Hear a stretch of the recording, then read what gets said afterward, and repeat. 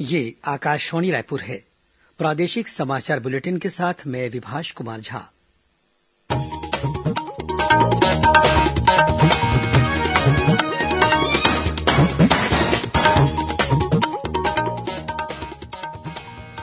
और अब पेश हैं आज के मुख्य समाचार। राजिम माघी पुन्नी मेला के तहत शुरू हुआ संत समागम। राज्यपाल ने कल शाम किया शुभारंभ। प्रदेश के साहसी बालक अमन ज्योति जाहिरे को वर्ष 2021 के लिए राष्ट्रीय बाल वीरता पुरस्कार के लिए चुना गया। कोरोना संक्रमण की आरटी-पीसीआर जांच के लिए दुर्ग में भी शुरू हुई वायरोलॉजी लैब। इसे मिलाकर अब प्रदेश में हो गई है 12 वायरोलॉजी लैब। और अगले 24 घंटों के दौरान प्रदेश में 1-2 स्थानों पर हल्की वर्षा होने या गरज चमक के साथ बौछारें पड़ने की संभावना।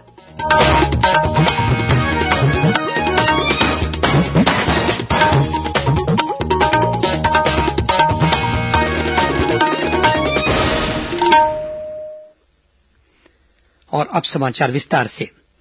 गरियाबंद जिले के राजिम में त्रिवेणी संगम तट पर लगने वाले प्रसिद्ध माघी पुन्नी मेला के तहत कल देर शाम संत समागम का आयोजन किया गया। राज्यपाल अनुसुईया उइके ने देश और प्रदेश के विभिन्न स्थानों से आमंत्रित साधु संतों की उपस्थिति में इसका शुभारंभ किया। इस अवसर पर राज्यपाल ने भगवान राजीव लोचन की पूजा अर्चना कर प्रदेशवासियों की सुख समृद्धि और खुशहाली की कामना की। समारोह को संबोधित करते हुए राज्यपाल ने कहा कि राज्य में महानदी, सोंढूर और पैरी नदियों का संगम होने के साथ ही धर्म, अध्यात्म और आस्था का भी संगम है। उन्होंने कहा कि हमें स्थानीय कला, संस्कृति और धार्मिक आयोजनों के लिए अपने प्रयासों को बढ़ाने की आवश्यकता है, जिससे छत्तीसगढ़ पर्यटन मानचित्र में उभरकर सामने आ सके।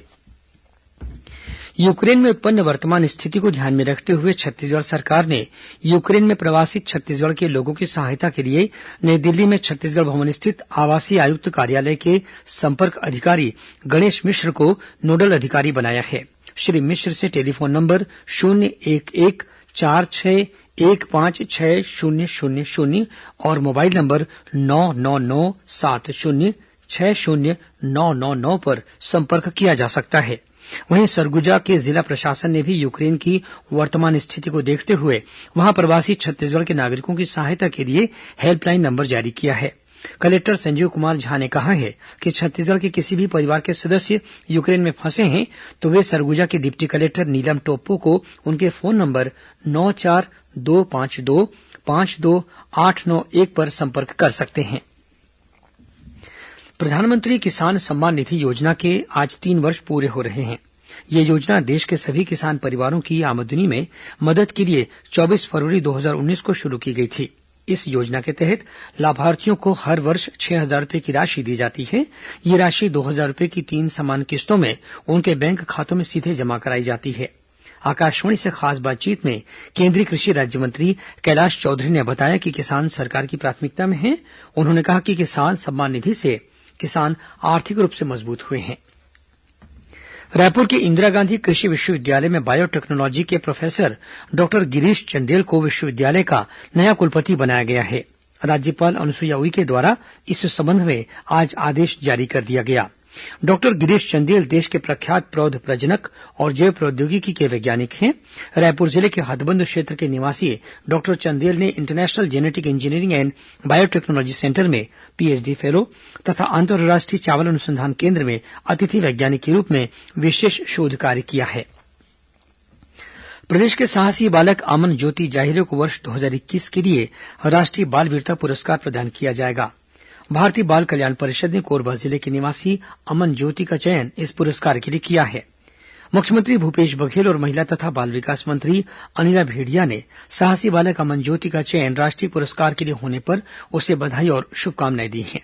गौरतलब है कि अमन ज्योति को उनके साहसी कार्य के लिए छत्तीसगढ़ राज्य बाल कल्याण परिषद द्वारा राज्य वीरता पुरस्कार से भी सम्मानित किया जा चुका है। कोरबा के रहने वाले 15 वर्षीय अमन ज्योति ने अपने से बड़ी उम्र के एक छात्र की जान बचाई थी। पिछले वर्ष 1 अगस्त को अमन अपने कुछ दोस्तों के साथ कोरबा के नजदीक परसखोला बांध में पिकनिक पर गया हुआ था। वहां झरने में एक छात्र आशीष ठाकुर फिसलकर गिरने से तेज धार में बहने लगा। तभी अमन ज्योति ने अपनी सूझबूझ से किसी तरह बहते हुए छात्र को किनारे लाकर बचा लिया। नेहरू युवा केंद्र द्वारा जगदलपुर में आज जिला स्तरीय आस पड़ोस युवा संसद कार्यक्रम का आयोजन किया गया। जगदलपुर नगर निगम की महापौर सफीरा साहू ने इस युवा संसद का शुभारंभ किया। कार्यक्रम की अध्यक्षता छत्तीसगढ़ नेहरू युवा केन्द्र संगठन रायपुर के राज्य निदेशक श्रीकांत पांडेय ने की। युवाओं को संबोधित करते हुए जगदलपुर की महापौर सफीना साहू ने कहा कि युवाओं को अपने जीवन का एक लक्ष्य अवश्य निर्धारित करना चाहिए। उन्होंने कहा कि निरंतर परिश्रम और प्रयास से ही अपने लक्ष्यों को प्राप्त किया जा सकता है। इस मौके पर बस्तर रेंज के पुलिस महानिरीक्षक सुंदर राज पी ने कहा कि तेज दिमाग, सुगठित शरीर और कोमल हृदय वर्तमान भारत की युवाओं की पहचान है। कार्यक्रम को संबोधित करते हुए छत्तीसगढ़ नेहरू युवा केन्द्र संगठन रायपुर के राज्य निदेशक श्रीकांत पांडेय ने कहा कि वर्तमान में युवाओं को आगे बढ़ने के लिए साधन की जरूरत नहीं है, बल्कि सहयोग की आवश्यकता है। कार्यक्रम के दौरान बस्तर जिले के 10 युवा युवती मंडलों को खेल सामग्री का वितरण भी किया गया। प्रादेशिक समाचार आप आकाशवाणी रायपुर से सुन रहे हैं। छत्तीसगढ़ की खबरों से है आपका वास्ता और खबरों की विश्वसनीयता से है हमारा वास्ता। आकाशवाणी समाचार रायपुर के प्रादेशिक समाचार बुलेटिन के साथ ही हमारे समसामयिक कार्यक्रम आप रेडियो के अलावा अपने मोबाइल पर भी सुन सकते हैं। आकाशवाणी समाचार फेसबुक, ट्विटर और यूट्यूब पर भी उपलब्ध है। हमारा Facebook page Chhattisgarh news on AIR, Twitter handle CGAIR news और हमारा यूट्यूब चैनल है छत्तीसगढ़ AIR न्यूज। तो अब रेडियो के साथ ही आपके मोबाइल के जरिए भी हम पहुंच रहे हैं आप तक। छत्तीसगढ़ की हर खबर के लिए सुनते रहिए आकाशवाणी समाचार।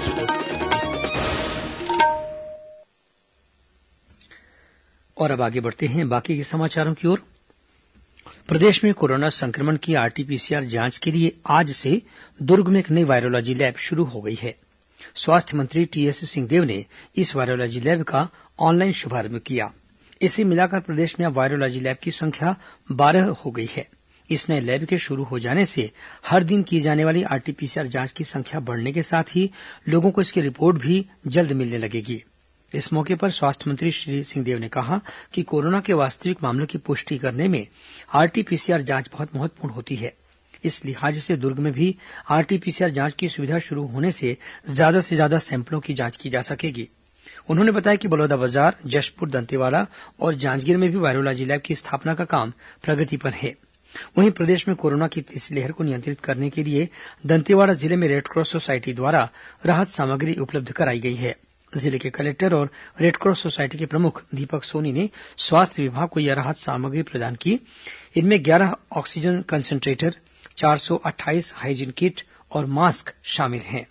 गौरतलब है कि कोरोना की तीसरी लहर को देखते हुए स्वास्थ्य विभाग द्वारा जिले के चारों विकास खंडों में संवेदनशील और अति संवेदनशील इलाकों में साप्ताहिक हाट बाजारों के दिन लगने वाले जन समस्या निवारण शिविरों में इस राहत सामग्री का वितरण किया जाना है। इस कार्य में मितानिनों और आंगनबाड़ी कार्यकर्ताओं का सहयोग लिया जाएगा। भारतीय जनता पार्टी ने राज्य सरकार पर आदिवासियों की उपेक्षा करने का आरोप लगाया है। प्रदेश भाजपा अध्यक्ष विष्णुदेव साय ने आरोप लगाया कि छत्तीसगढ़ में आदिवासियों की सीट पर गैर आदिवासी कब्जा कर रहे हैं। उन्होंने कहा कि प्राथमिक वनोपज समितियों की जिला इकाइयों के प्रतिनिधि चुनाव में आदिवासियों के लिए आरक्षित पदों पर गैर आदिवासी लोगों को जिला प्रतिनिधि बना दिया गया है।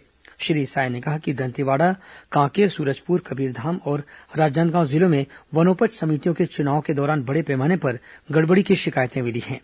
उन्होंने आरोप लगाया कि इन जिलों में कांग्रेस के पदाधिकारी और वनोपज समितियों में शेयर होल्डर नहीं होने के बावजूद जिला इकाइयों के प्रतिनिधि बना दिए गए हैं। प्रदेश भाजपा अध्यक्ष ने कहा कि इस चुनाव प्रक्रिया से प्रभावित आदिवासी समुदाय के लोगों ने राज्यपाल को भी इस स्थिति से अवगत कराया है। श्री साय ने बताया कि राज्यपाल ने आदिवासियों के लिए आरक्षित पदों पर अन्य वर्ग के प्रतिनिधियों के निर्वाचन को गंभीरता से लेते हुए राज्य सहकारी निर्वाचन आयोग को कार्रवाई करने के लिए निर्देशित किया है। और अब पेश है मौसम का हाल। अगले 24 घंटों के दौरान प्रदेश में 1-2 स्थानों पर हल्की वर्षा होने या गरज चमक के साथ बौछारें पड़ने की संभावना है। मौसम विभाग के अनुसार इस समय मध्यप्रदेश और राजस्थान के ऊपर एक चक्रीय चक्रवाती घेरा सक्रिय है। वहीं पश्चिमी मध्यप्रदेश से नागालैंड तक एक द्रोणिका भी बनी हुई है। इनके प्रभाव से रायपुर, बिलासपुर और दुर्ग संभाग के कुछ स्थानों पर हल्की वर्षा हो सकती है। इस दौरान प्रदेश में अधिकतम और न्यूनतम तापमान में विशेष परिवर्तन होने की संभावना नहीं है। कुछ खबरें संक्षेप में सुन लीजिए। रायगढ़ जिले के धरमजयगढ़ तहसील कार्यालय में पिछले दिनों हुई कथित झड़प के बाद तहसीलदार सुनील अग्रवाल की धरमजयगढ़ में पदस्थापना का वकीलों ने विरोध किया है। इसे संज्ञान में लेते हुए कलेक्टर ने धरमजयगढ़ तहसीलदार रहे बीके डहरिया को वापस धरमजयगढ़ में पदस्थ कर दिया है। वहीं डिप्टी कलेक्टर गगन शर्मा को रायगढ़ का नया तहसीलदार बनाया गया है तथा सुनील अग्रवाल को रायगढ़ की भू अभिलेख शाखा में अटैच किया गया है। आंध्रप्रदेश के विजयनगरम में एक दुकान से करीब 3.5 करोड़ रुपए के आभूषण चुराकर कबीरधाम पहुंचे छत्तीसगढ़ निवासी आरोपी को पुलिस ने आभूषण के साथ गिरफ्तार कर लिया है। दुर्ग रेंज के पुलिस महानिरीक्षक ओपी पॉल ने पत्रकारवार्ता में इसका खुलासा किया। रायगढ़ स्थित शहीद नंदकुमार पटेल विश्वविद्यालय में ऑनलाइन परीक्षा की मांग को लेकर भारतीय राष्ट्रीय छात्र संगठन एनएसयूआई ने आज विश्वविद्यालय का घेराव किया। प्रदर्शनकारियों की मांग थी कि जब पूरे साल ऑनलाइन कक्षाओं का संचालन किया गया तो परीक्षाएं भी ऑनलाइन मोड पर ही आयोजित की जानी चाहिए। रायगढ़ जिले के गमेकेला वन क्षेत्र में शिकारियों द्वारा बिछाए गए बिजली के तार की चपेट में आने से एक युवक की मौत हो गई, वहीं एक अन्य युवक गंभीर रूप से घायल हो गया।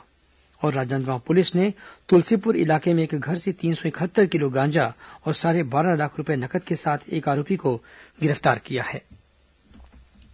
अंत में मुख्य समाचार एक बार फिर। राजिम माघी पुण्य मेला के तहत शुरू हुआ संत समागम, राज्यपाल ने कल शाम किया शुभारंभ। प्रदेश के साहसी बालक अमन ज्योति जाहिरो को वर्ष 2021 के लिए राष्ट्रीय बाल वीरता पुरस्कार के लिए चुना गया। कोरोना संक्रमण की आरटीपीसीआर जांच के लिए दुर्ग में भी शुरू हुई वायरोलॉजी लैब। इसे मिलाकर अब प्रदेश में हो गई हैं 12 वायरोलॉजी लैब। और अगले 24 घंटों के दौरान प्रदेश में 1-2 स्थानों पर हल्की वर्षा होने या गरज चमक के साथ बौछारें पड़ने की संभावना। इसी के साथ प्रादेशिक समाचार बुलेटिन समाप्त हुआ। नमस्कार।